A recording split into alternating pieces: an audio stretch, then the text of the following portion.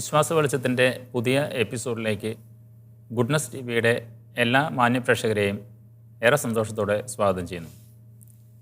കത്തോലിക്ക വിശ്വാസ സത്യങ്ങളെ സാർവത്രിക മതബോധന ഗ്രന്ഥത്തിൻ്റെ അടിസ്ഥാനത്തിൽ ലളിതമായി എന്നാൽ അവയുടെ സാരാംശം നഷ്ടപ്പെടാതെ പ്രേക്ഷകർക്കായി വിശദീകരിച്ചു കൊടുക്കുന്ന ഒരു പ്രോഗ്രാമാണിത്. കേരള കത്തോലിക്ക സഭയിലെ പ്രമുഖ ദൈവശാസ്ത്രജ്ഞനും ആലുവ സെൻറ്റ് ജോസഫ് പൊന്തിഫിക്കൽ സെമിനാരിയിലെ ദൈവശാസ്ത്ര അധ്യാപകനുമായ ഡോക്ടർ വിൻസെൻ്റ് കുണ്ടുകുളാച്ചനാണ് നമുക്ക് വേണ്ടി ഇത് വിശദീകരിക്കുന്നത്. അച്ഛനെ പ്രോഗ്രാമിലേക്ക് ഹൃദ്യമായി സ്വാഗതം ചെയ്യുന്നു. Thank you. 10 കൽപ്പനകളിലൂടെ നമ്മുടെ പ്രയാണം രണ്ടാമത്തെ കൽപ്പനകളിലേക്ക് ഈ എപ്പിസോഡിൽ കടക്കുകയാണ്. ഇത്ര നാൾ ഒന്നാമത്തെ കൽപ്പന വളരെ വിശദമായിട്ട് നമ്മൾ ചർച്ച ചെയ്ത് കഴിഞ്ഞു. ദൈവത്തിൻ്റെ നാമം വൃഥ ഉപയോഗിക്കരുത്, ഇതാണ് മലയാളത്തിലെ ട്രാൻസ്ലേഷൻ. പലരും അത് വെറുതെ ഉപയോഗിക്കരുതെന്നാണ് പറയാറ്, വൃഥ ഉപയോഗിക്കരുതെന്നുള്ളത് പറയുന്നത്. എൻ്റെ അടുത്ത് ബഹുമാനത്തിന് അല്ലെ, ദൈവത്തിൻ്റെ നാമം ബഹുമാനത്തോടെ ഉപയോഗിക്കണം. എന്താണ് ഈ അതിനെക്കുറിച്ച് പ്രേക്ഷകരോട് വിശദീകരിക്കാനായിട്ടുള്ളത്? ഈ കർത്താവിൻ്റെ നാമം വൃഥ ഉപയോഗിക്കരുത് എന്ന് പറയുന്ന ഈ കൽപ്പന നമ്മൾ ചെറുപ്പനാളിൽ മുതൽ തന്നെ നമ്മുടെ മനസ്സിലേക്ക് കയറിക്കൂടുന്നതാണ്. ഇപ്പോഴും എനിക്ക് ആ ഒരു ഓർമ്മയൊക്കെ ഉണ്ട്. ആദ്യ കുർബാന അങ്ങനെ പഠിക്കണ അവസരത്തിൽ 4ാം ക്ലാസ്സിലൊക്കെ പഠിക്കുമ്പോൾ നമസ്കാര പുസ്തകം എടുത്തിട്ട് ഇതിങ്ങനെ ചെല്ലിപ്പിച്ച് നമ്മൾ അങ്ങനെ വേദോപദേശ ക്ലാസ്സിൽ പഠിച്ചിട്ടുണ്ട്. പക്ഷേ കുറേ കൂടി അടുത്ത് അതിൻ്റെ അർത്ഥങ്ങളൊക്കെ പറഞ്ഞു കൊടുത്ത് ടീച്ചേഴ്സ് നമ്മളെ അത് പഠിപ്പിച്ചത് ഞാനിപ്പോൾ ഓർക്കുന്നു. അപ്പോൾ കർത്താവിൻ്റെ നാമം വൃഥ ഉപയോഗിക്കരുത് എന്നുള്ളത് പറയാൻ ബുദ്ധിമുട്ടുള്ളതുകൊണ്ടാണ് ചിലർ വെറുതെ ഉപയോഗിക്കരുത് എന്നൊക്കെ പറയണത്. അപ്പോൾ ഈ എവിടെയാണിത് ശരിക്കും കാണുന്നതെന്ന് നമ്മൾ പഠിക്കുമ്പോൾ അന്വേഷിക്കുമ്പോൾ കാണുന്നത് പഴയ നിയമത്തിലെ പുറപ്പാടിൻ്റെ പുസ്തകത്തിൽ തന്നെയാണ്. പുറപ്പാടിൻ്റെ പുസ്തകത്തിലെ അധ്യായം 20 7ാം വാക്യത്തിൽ കർത്താവിൻ്റെ നാമം വൃഥ ഉപയോഗിക്കരുത് എന്നുള്ള അതേ വാചകം അതേപടി കിടപ്പുണ്ട്. അതിപ്പോൾ ഒരു സ്ഥലത്ത് മാത്രമല്ല, പലയിടത്തും ഉണ്ട്. അപ്പോൾ എന്തുകൊണ്ടാണ്, അല്ലെങ്കിൽ ഏത് സാഹചര്യത്തിലാണ് ഈ പുറപ്പാടിൻ്റെ പുസ്തകത്തിലെ മോശയിലൂടെ ഈ ഒരു പഠനം ജനങ്ങൾക്ക് കൊടുത്തത്, പഴയ നിയമത്തിലെ ജനതയ്ക്ക് കൊടുത്തത് എന്ന് ചോദിച്ചു കഴിഞ്ഞാൽ, ഞാൻ കഴിഞ്ഞ ഒരു എപ്പിസോഡിൽ പ്രതിമ നിർമ്മിക്കുന്നതിനെ കുറിച്ചൊക്കെ പറഞ്ഞതിൻ്റെ കൂട്ടത്തിൽ പറഞ്ഞതുപോലെ തന്നെ എന്നാൽ അല്പം വ്യത്യസ്തമായിട്ടുള്ള ഒരു സാഹചര്യമാണ് നമ്മൾ മനസ്സിലാക്കേണ്ടത്.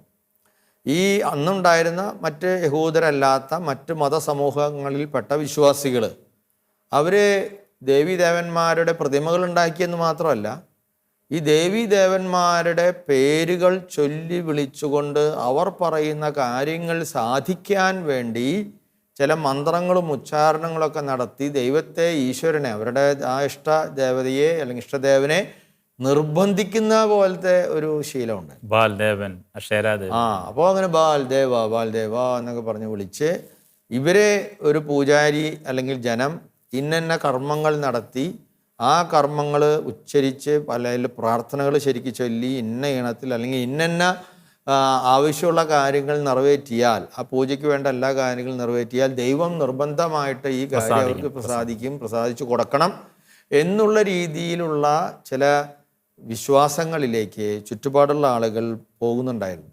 അതായത് ദൈവം മനുഷ്യൻ്റെ കീഴ്പ്പെടുന്ന ഒരു ചിത്രമാണത്.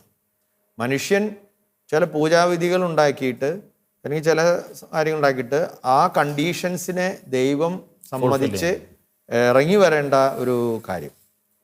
അപ്പം അത് ദൈവത്തിൻ്റെ അധീശത്വത്തിന്, ആ ദൈവത്തിൻ്റെ സത്തയ്ക്ക്, ദൈവം എന്ന് പറയുന്ന ആ യാഥാർത്ഥ്യത്തിന്, പരമോന്നത യാഥാർത്ഥ്യത്തിന് ഒരു കുറവ് വരുത്തുന്നതാണ്. അതുകൊണ്ടാണ് അങ്ങനെ ഒരു അരുളപ്പാട് പഴയ നിയമത്തിൽ വരുന്നത്, കർത്താവിൻ്റെ നാമം വൃഥ ഉപയോഗിക്കരുത് എന്നുള്ളത്.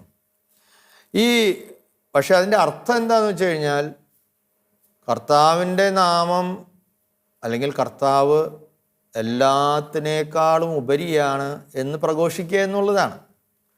നമ്മളിങ്ങനെ വെറുതെ എപ്പോഴും ആവശ്യത്തിനും അനാവശ്യത്തിനും നമ്മൾ അങ്ങനെ ഒരാളുടെ എത്രയും പരമോന്നതനായ അല്ലെങ്കിൽ ആ സത്വത്തെ നമ്മളിങ്ങനെ വളരെ വില കുറച്ച് നിസ്സാരവൽക്കരിക്കരുത്.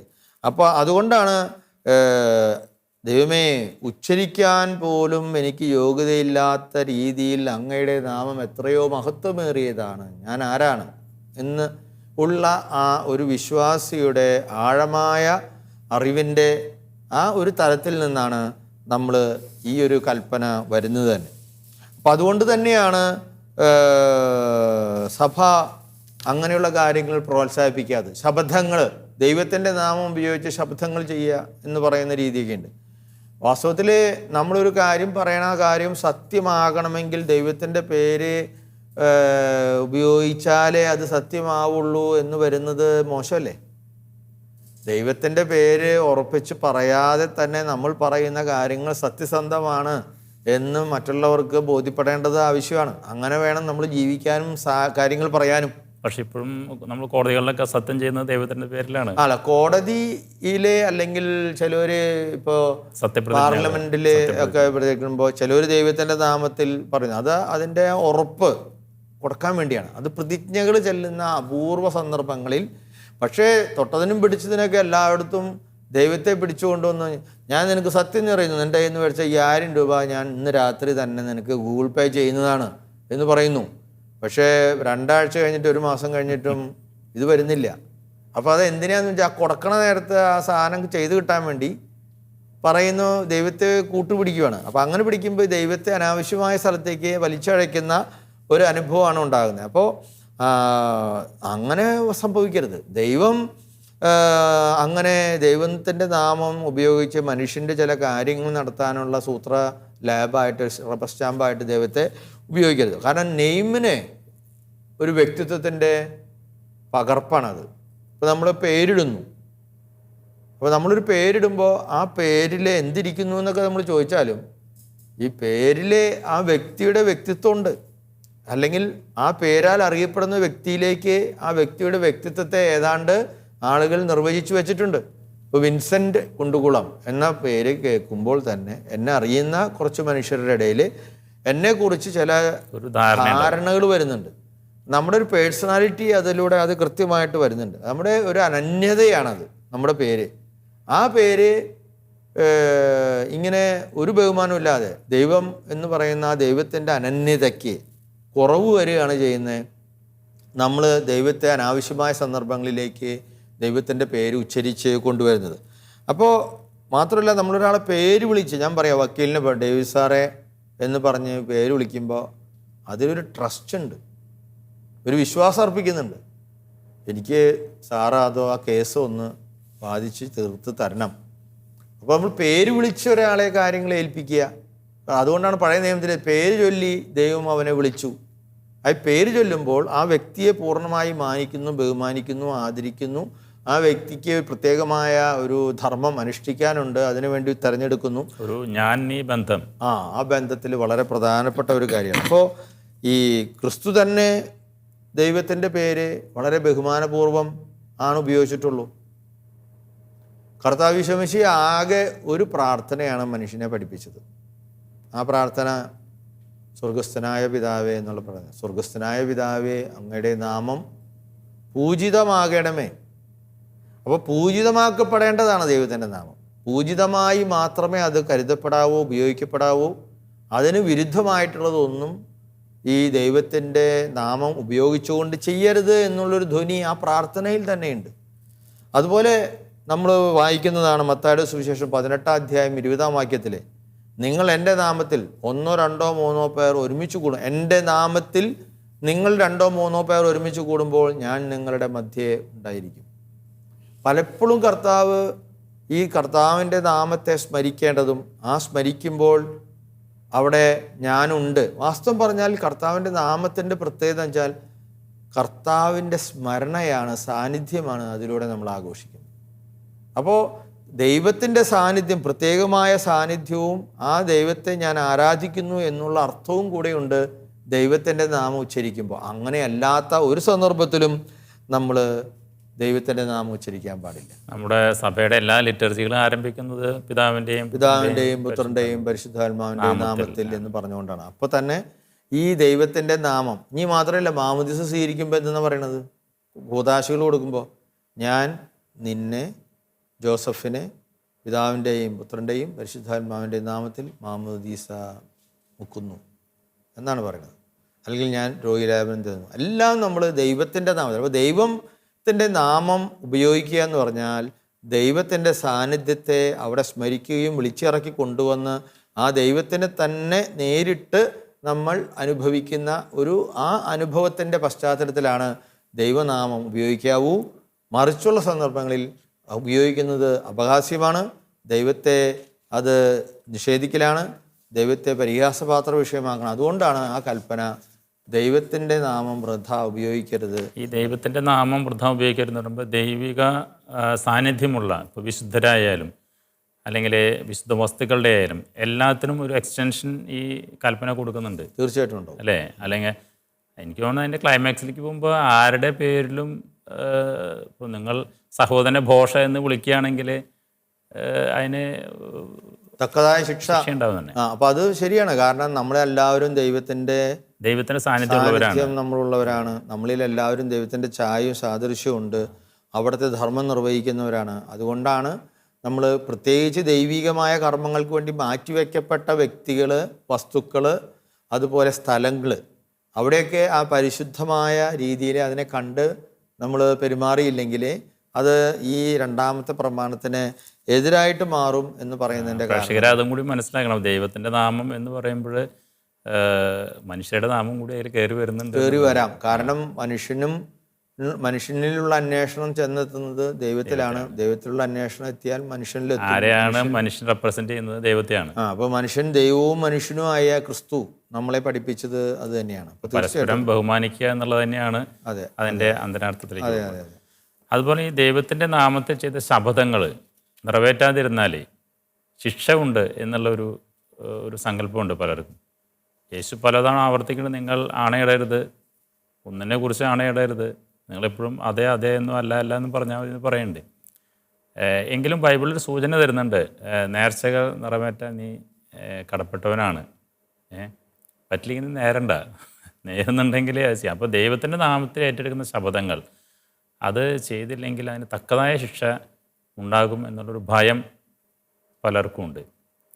അത് ഈ രണ്ടാം പ്രമാണമായിട്ട് ബന്ധപ്പെടുത്തിയിട്ട് എങ്ങനെയാണ്? അതെ, ഈ ദൈവത്തിൻ്റെ നാമം ഉപയോഗിച്ചുകൊണ്ട് ചില തീരുമാനങ്ങൾ, ചില വാഗ്ദാനങ്ങൾ നടത്തുന്നു. അപ്പോൾ ചില അമ്മമാരൊക്കെ പണ്ട് ധാരാളം അങ്ങനെയുള്ള വാഗ്ദാനങ്ങൾ നടത്തുമായിരുന്നു. ഹൗസേ പുണ്യാളാ, ഈ കൊച്ചിനെ ഒരു കുഴപ്പമില്ലാണ്ട് ഞാൻ പ്രസവിച്ചാൽ ഞാൻ ഈ കൊച്ചിനെയും കൊണ്ട് വേളങ്കണ്ണിക്ക് പോവാം, അല്ലെങ്കിൽ പാവർട്ടി ഔസപിതാവിൻ്റെ അടുത്തേക്ക് വരാം, അല്ലെങ്കിൽ വേലൂപ്പാട് ഔസപിതാവിൻ്റെ അടുത്തേക്ക് പോവാം.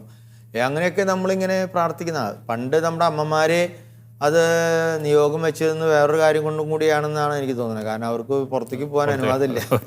അപ്പോൾ ഇങ്ങനെയാണ് നേർന്ന് ഈ കുട്ടിയുടെ പനി മാറിയാൽ ഞാൻ ഈ കുട്ടീനെ കൊണ്ട് എന്നോടത്തേക്ക് പോകും. അപ്പോൾ അവർക്കൊരു യാത്ര ചെയ്യാനുള്ള ഒരു അവസരം കൂടിയാണ് അത്. അങ്ങനെയൊക്കെ ആയിരുന്നു. ഇപ്പം അങ്ങനത്തെ കാലമൊക്കെ പോയി. കാരണം ആളുകൾ ഇഷ്ടംപോലെ യാത്ര ചെയ്യുന്നു, അങ്ങനെയുള്ള ഡിസ്റ്റൻസൊക്കെ കുറഞ്ഞല്ലോ മനുഷ്യൻ്റെ മനസ്സിൽ. അപ്പോൾ അതുകൊണ്ട് ഈ വാഗ്ദാനങ്ങൾക്ക് ഒരു ഉറപ്പ് കിട്ടാൻ വേണ്ടി നമ്മൾ ഈ ദൈവത്തിൻ്റെ നാമം ഉച്ചരിക്കും. പക്ഷേ അതിലുള്ളൊരു അപകടം എന്താണെന്ന് വെച്ച് കഴിഞ്ഞാൽ അത് വളരെയധികം പെട്ടെന്ന് ദുരുപയോഗപ്പെടാനായിട്ട് സാധ്യതയുണ്ട്. കാരണം ഞാൻ ദൈവത്തിൻ്റെ പക്കൽ ഇതുപോലെ നേരത്തെ ഒരു ഇതിൽ പറഞ്ഞതുപോലെ ഞാൻ ദൈവത്തിൻ്റെ നാമത്തിൽ ഞാൻ നിന്നോട് പറയുന്നു, നീ എനിക്ക് ഇപ്പോൾ ഈ വഴി തന്നാൽ ഞാൻ അടുത്ത കൊല്ലങ്ങളിൽ അല്ലെങ്കിൽ അടുത്ത കൊല്ലങ്ങളിൽ ഞാൻ നിനക്ക് ഇത്ര സെൻറ്റ് സ്ഥലം വേറെ സ്ഥലത്ത് തരാം, ദൈവത്തിൻ്റെ നാമത്തിൽ ഞാൻ നിന്നോട് പറയുന്നു. ദൈവമാണേ സത്യം, ഈശ്വരനാണേ സത്യം, മാതാവാണേ സത്യം, ഔസപിതാവാണേ സത്യം എന്ന് പറഞ്ഞിട്ട് നമ്മൾ പറയുമ്പോൾ സംഭവിക്കണം എന്താണെന്ന് വെച്ച് കഴിഞ്ഞാൽ ഇത് നടക്കാൻ പറ്റിയില്ലെങ്കിലോ? അപ്പോൾ ദൈവപിതാവിൻ്റെ വാല്യൂ അല്ലേ പോണേ. അതുകൊണ്ടാണ് സഭ പറയണത്, നിങ്ങൾ അനാവശ്യമായിട്ട് വാഗ്ദാനങ്ങളിലേക്ക് ദൈവത്തെ വലിച്ചഴിച്ചു കൊണ്ടുവരുന്നത്. ചില ആൾക്കാർ ദൈവത്തിൻ്റെ പേര് കള്ളസാക്ഷിയായിട്ട് പറയും. കാരണം ദൈവത്തിൻ്റെ നാമത്തിൽ എന്ന് പറഞ്ഞാൽ അവൻ വിശ്വസിക്കുമല്ലോ എന്ന് വിചാരിച്ചിട്ട്. അപ്പോൾ ദൈവത്തെ നമ്മൾ കള്ളനാക്കുവാണ്. അപ്പോൾ ഇങ്ങനെയുള്ള ഒരുപാട് ദുരുപയോഗ സാധ്യതകൾ ഉണ്ട്. അതുപോലെ ഈ കർത്താവിൻ്റെ നാമം വൃഥ ഉപയോഗിക്കുക എന്നതിൽ വരുന്ന വേറൊരു കാര്യമാണ് ദൈവദൂഷണം. നമ്മുടെ ജീവിതത്തിൽ ചില മോശമായ കാര്യങ്ങൾ നടന്നു, അല്ലെങ്കിൽ നമ്മൾ വിചാരിച്ചതുപോലെ കാര്യങ്ങൾ നടന്നില്ല. ഇത് എന്തുകൊണ്ട് ദൈവമാണ്, ദൈവം നീ എവിടെ മോടെ നോക്കിയിരിക്കുവാടാ, നീയൊക്കെ എന്നെ പറ്റിച്ചില്ലേ എന്നൊക്കെ മനുഷ്യൻ്റെ വിഷമത്തിൽ നിന്ന് ചില പറയണത് നമ്മൾ ദൈവം മനസ്സിലാക്കുമായിരിക്കും. അല്ലാതെ ബോധപൂർവം ഈ ദൈവത്തിന് ദൂഷണം പറയുക, ദൈവത്തെ പഴിക്കുക എന്നുള്ളത് തീർച്ചയായിട്ടും ഈ ദൈവനാമം നമ്മൾ വൃഥ ഉപയോഗിക്കരുത്, ബഹുമാനത്തോടെ മാത്രമേ ഉപയോഗിക്കാവൂ എന്ന് പറയുന്ന ആ വലിയ ഇതിൽ. അതുപോലെ തന്നെ ദൈവത്തിൻ്റെ നാമത്തിൽ യുദ്ധം ചെയ്യുന്നവരുണ്ട്. ടെററിസ്റ്റൊക്കെ പലരും നമ്മൾ പലപ്പോഴും കണ്ടിട്ടുണ്ട്. അവർ വലിയ കൊലപാതകങ്ങൾ, ടെററിസ്റ്റ് ആയിട്ടുള്ള ആക്രമണങ്ങൾ ചെയ്യുമ്പോൾ അവർ ദൈവത്തെ വിളിക്കുന്നുണ്ട്. ദൈവത്തിൻ്റെ പേര് വിളിച്ചു പറഞ്ഞുകൊണ്ടാണ് അവർ ഇത് ചെയ്യുന്നത്. ദൈവത്തിന് വേണ്ടിയാണ്. ദൈവത്തിന് വേണ്ടിയാണ്. ചില ആളുകൾ തെരുവിലേക്ക് ഇറങ്ങുന്നത് ക്രിസ്തുവിനെ രക്ഷിക്കാനാണ്. ചില നോവലുകളിൽ അല്ലെങ്കിൽ ഇതിലൊക്കെ ചില എന്തെങ്കിലും അങ്ങനെ ക്രിസ്തുവിനെതിരായിട്ടോ അല്ലെങ്കിൽ വൈദികനെതിരായിട്ടോ അല്ലെങ്കിൽ വിശുദ്ധമായ കാര്യങ്ങൾക്ക് എതിരായിട്ട് ഉള്ള ചില കാര്യങ്ങൾ അവതരിപ്പിക്കുമ്പോൾ അതിനോടുള്ള പ്രതിഷേധങ്ങൾ വരുമ്പോൾ നമ്മൾ കൃത്യമായിട്ട് ഇത് കാണുന്നതാ. ദൈവത്തിൻ്റെ നാമത്തിൽ ആണ് ഇവനെ കൊല്ലുക എന്നൊക്കെ പറഞ്ഞു. അല്ലെങ്കിൽ ടെററിസ്റ്റ് ആക്ടിവിറ്റീസ് ചെയ്യുന്നവർ ദൈവത്തിൻ്റെ നാമം ഉപയോഗിച്ച്, ദൈവം സർവശക്തനാണ്. നമ്മൾ തെരുവിലേക്ക് ഇറങ്ങി ദൈവത്തെ സംരക്ഷിക്കേണ്ട കാര്യമൊന്നുമില്ല. നമ്മുടെ ഈ മാർപ്പാപ്പ, ഫ്രാൻസിസ് മാർപ്പാപ്പ അത് വ്യക്തമായിട്ട് പറഞ്ഞിട്ടുണ്ട്. നിങ്ങൾ ദൈവത്തെ സംരക്ഷിക്കണം എന്നുള്ളതിനെക്കുറിച്ച് ആലോചിച്ച് വിഷമിക്കേണ്ട. ദൈവം ദൈവത്തെ തന്നെ രക്ഷിച്ചോളും. ദൈവത്തിന് സ്വന്തം കാലുമേൽ നിൽക്കാൻ കഴിവുള്ള ആളാണ്. അപ്പോൾ നമ്മൾ ചില അവസരങ്ങളിൽ ചില പ്രമാദമായ വിഷയങ്ങളൊക്കെ ഉണ്ടാകുമ്പോൾ എന്ത് വില കൊടുത്തും ദൈവത്തെ നമ്മൾ ദൈവത്തെ സംരക്ഷിക്കാൻ പോകണ്ട. നീ ആ വില കൊടുത്ത് ഉണ്ടാക്കാൻ പോണ ഈ പ്രശ്നമാണ് അവിടെ പ്രശ്നം ഉണ്ടാക്കാൻ പോണത്. അപ്പോൾ ഈ കാര്യം ദൈവത്തിൻ്റെ നാമത്തിൽ മറ്റുള്ളവരെ പീഡിപ്പിക്കുക, ഏതെങ്കിലും തിന്മ ചെയ്യാനായിട്ട് ദൈവത്തിൻ്റെ പേര് ഉപയോഗിക്കുക, അത് തീർച്ചയായിട്ടും രണ്ടാം പ്രമാണത്തിന് എതിരായ പാപമാണ്. അതുപോലെ തന്നെ വേറെ സംഭവിക്കുന്നതാണ് ദൈവത്തിൻ്റെ നാമം ഉപയോഗിച്ച് ശപിക്കുക. അന്തോണിസ് പുണ്യാളാ, ഇവനെ ഒരിക്കലും ആൺകുട്ടികൾ ഉണ്ടാകാതിരിക്കട്ടെ എന്നൊക്കെ പറഞ്ഞ് ശപിക്കുക. അപ്പോൾ അത് വലിയ പാപമാണ്. നമ്മളൊരു വിശുദ്ധന്റെ അല്ലെങ്കിൽ ദൈവത്തിന്റെ മാധ്യസ്ഥം അപേക്ഷിച്ചുകൊണ്ട് വേറൊരാൾക്ക് തിന്മ വരുത്താനായിട്ട് ശത്രു സംഹാരമാണ് ശരിക്കും. ഈ ശത്രു സംഹാരം ഇപ്പോൾ ചിലർ ഇപ്പോൾ നമ്മൾ ഈ മറിമായത്തിലെ കാസറ്റിലൊക്കെ ഉണ്ടല്ലോ, ശീതളൻ പോയിട്ട് മെസ്സിക്ക് വേണ്ടി 10 വെടി, അത് കുഴപ്പമില്ല, പിന്നെ മെസ്സിക്ക് വേണ്ടിയാന്ന് വിചാരിക്കാം. മെസ്സിയുടെ ഓപ്പോസിറ്റ് ആള് നശിച്ചു പോകാൻ വേണ്ടി വേറെ വെടി. അപ്പോൾ ഇങ്ങനെയൊക്കെയുള്ള രീതികളിൽ ചെയ്യുന്നത് തീർച്ചയായിട്ടും ശത്രു സംഹാരമാണ്. കൂടോത്രം പോലെ എന്തെങ്കിലും അവനെ സംഭവിക്കട്ടെ, അവനെ കളിക്കാണ്ടിരിക്കാൻ പറ്റട്ടെ. അപ്പോൾ ദൈവനാമം ഉപയോഗിച്ച് എന്തെല്ലാം രീതിയിലാണ് ഭത്സനങ്ങൾ നടക്കുന്നത്. കള്ളസാക്ഷി പറയാൻ ദൈവത്തിൻ്റെ നാമം ഉപയോഗിക്കുക, അല്ലെങ്കിൽ നമുക്ക് ഉറപ്പില്ലാത്ത കാര്യങ്ങൾ പറയാനായിട്ട് ചില നേരത്ത് ദൈവത്തിൻ്റെ നാമം ഉപയോഗിക്കുക, ദൈവത്തെ ദുഷിപ്പിച്ച് ദൈവത്തെ ചീത്ത പറഞ്ഞ് ചില സങ്കടങ്ങൾ വരുമ്പോൾ അങ്ങനെ നമ്മൾ ദൈവത്തെ കാണുക. അതുപോലെ ദൈവത്തിൻ്റെ പേരിലാണ് ഞാൻ ഈ യുദ്ധത്തിന് ഇറങ്ങുന്നത്, ഈ സത്യത്തിന് ഇറങ്ങുന്നത്, തെരുവിലേക്ക് ഇറങ്ങുന്നത് എന്ന് പറഞ്ഞുകൊണ്ട് ദൈവത്തെ ഈ നാട്ടിലെ അവഹേളിക്കുക, ദൈവത്തെ ഏതാണ്ട് ഇങ്ങനെ ഒരു വയലൻ്റ് ഗോഡാക്കിയിട്ട് അവതരിപ്പിക്കുക. അപ്പോൾ അതുപോലെ ദൈവത്തിൻ്റെ നാമം ഉപയോഗിച്ച് മറ്റുള്ളവനെ കൂടുതൽ ശപിക്കുക, കൂടുതൽ ശക്തിയോടുകൂടെ. ഇങ്ങനെയുള്ള എല്ലാ കാര്യങ്ങളും ഈ കർത്താവിൻ്റെ നാമം വൃഥ ഉപയോഗിക്കുന്നു എന്ന കൽപ്പനയ്ക്ക് എതിരായിട്ട് വരുന്ന കാര്യങ്ങളാണ്. അതേസമയം അസംബ്ലിയിലോ ഇതുപോലെയുള്ള സ്ഥലങ്ങളിൽ തീർച്ചയായിട്ടും നമ്മൾ അത് ആ എടുക്കുന്ന പ്രതിജ്ഞയോടുള്ള പ്രതിബദ്ധതയെ സൂചിപ്പിക്കാൻ വേണ്ടിയാണ് അങ്ങനെയുള്ള അവശ്യ സന്ദർഭങ്ങളിൽ ചില ആളുകൾ അവരവരുടെ ദൈവങ്ങളുടെ പേര് പറഞ്ഞുകൊണ്ട് സത്യപ്രതിജ്ഞ എടുക്കുന്നത്. അപ്പോൾ ശരിക്ക് ഈ CCCയിലെ സാർവത്രിക മതബോധനത്തിലെ 3 ഉപാധികൾ അല്ലെങ്കിൽ കണ്ടീഷൻസ് പറയുന്നുണ്ട്. എന്തിന്?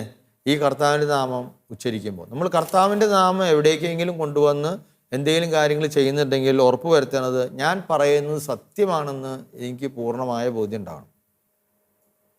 അല്ലാതെ ഉള്ള കാര്യങ്ങളിലേക്ക് ദൈവമാണേ സത്യം എന്ന് പറഞ്ഞിട്ട് നമ്മൾക്ക് നമ്മുടെ മനസ്സിൽ വന്നൊരു സത്യം പറഞ്ഞാൽ നടക്കില്ല. അതുപോലെ അത്യാവശ്യം ഉണ്ടെങ്കിൽ പറ്റുള്ളൂ, അത്യാവശ്യം ഉണ്ടെങ്കിൽ.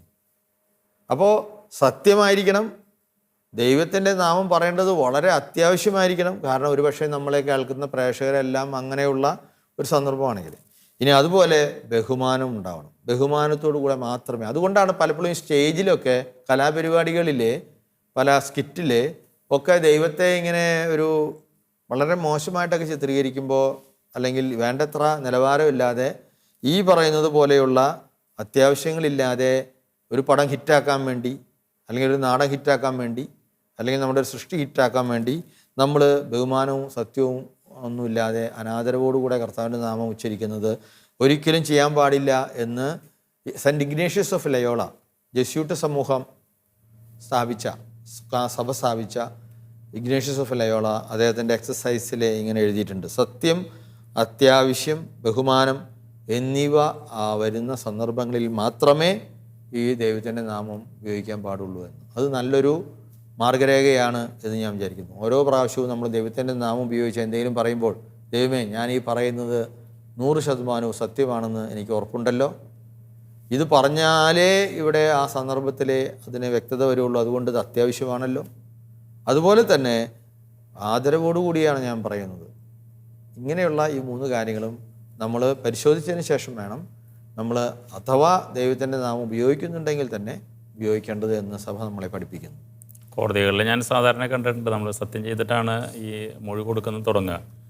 അപ്പോൾ ഞാൻ പറയുന്നത് പൂർണ്ണ സത്യമായിരിക്കും, സത്യമല്ലാതെ മറ്റൊന്നും ഞാൻ പറയില്ല എന്ന് ദൈവനാമത്തിൽ സത്യം ചെയ്യുന്നു എന്ന് പറഞ്ഞിട്ട് പിന്നെ പറയുന്നത് മുഴുവൻ എന്താണെന്ന് നമുക്കറിയാലോ. അപ്പോൾ ജനങ്ങളത് യാന്ത്രികമായിട്ട് അതങ്ങനെ പറഞ്ഞു പോകുന്നതാണ്. കത്തോലിക്ക സഭയുടെ ഈ മതബോധന ഗ്രന്ഥം വ്യക്തമാക്കി അത് പറയുന്നുണ്ട്. നിങ്ങൾ സത്യമാണ് എന്ന് പൂർണ്ണ ബോധ്യം ഉണ്ടെങ്കിൽ, അത് അത്യാവശ്യം ഉണ്ടെങ്കിൽ ബഹുമാനത്തോടു കൂടിയിട്ട് പറയണമെന്നുള്ളത്. എന്തായാലും ഈ എപ്പിസോഡ് നമുക്കിവിടെ വൈൻഡപ്പ് ചെയ്യാം.